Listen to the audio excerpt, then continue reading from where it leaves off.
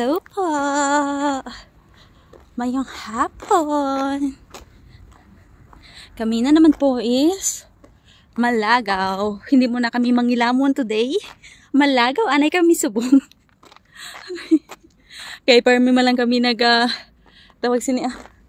nagpangilamon. So, napag-isipan namin na maglagaw na naman kami. And sa din kita malagaw, inday. Nagkawi ng kalaw mo. Ang ganda ng weather. Mga 5 days na maganda yung weather. And after noon is malamig na. Mag-umpisa ng maging malamig. Tahimik mo. Ah!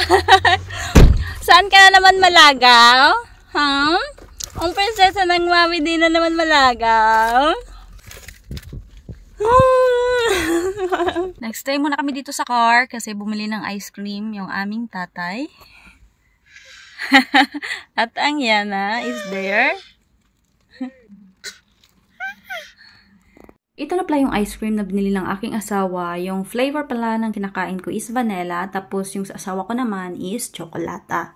Di ko alam kung saan kami pupunta. Basta sabi ng aking asawa is magro-roaming around na kami. And tansaran! Ito na nga, nag-uumpisa na kami. Yung way na ito pala is going siya sa may church na merong buhay na cross na bato. At ang ganda ng weather. O, tingnan nyo naman, napakainit. Hi! Nagpundo kami dahil mga palangga sa simbahan na merong buhay na bato and papasok kami. Hi! First time pumasok ng Inday dito. Ay, forte promos na roses. Tingnan nyo naman yung roses dito. Oh. Wow! Ka-pretty po. Ayan.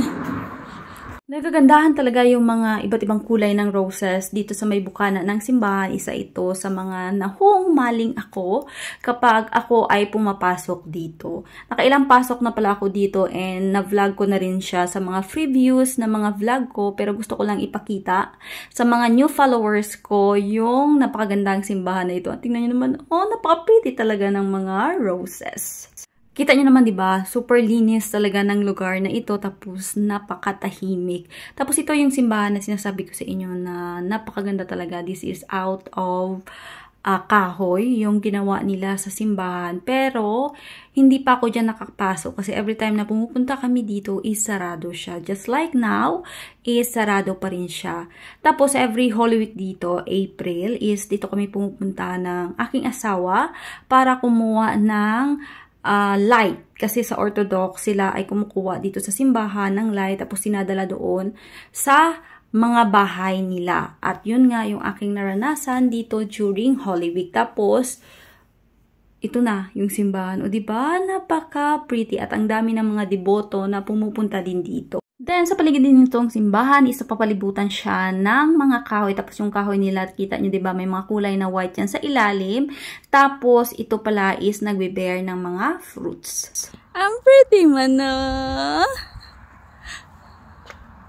Ang ganda ng simbahan na ito. At ito na nga, puntahan na natin yung cross na buhay na bato. Before kasi nang dumaan ako dito, isang dami-dami talagang tao. At ayaw kong nag-video kapag maraming mga tao. Kasi yung mga tao dito, they are also private. At ito na siya. Before pala, yung hugis na yan na cross na bato is hindi pa siya ganyan kadikit sa kanyang hugis. Pero tingnan nyo naman, oh, malapit na siyang magdikit sa kanyang hugis. At dito rin pala ako nag-wish before na sana is magkaroon kami ng anak. And ito na nga, wish granted talaga siya. At yan pala yung entrance papasok dito sa simbahan.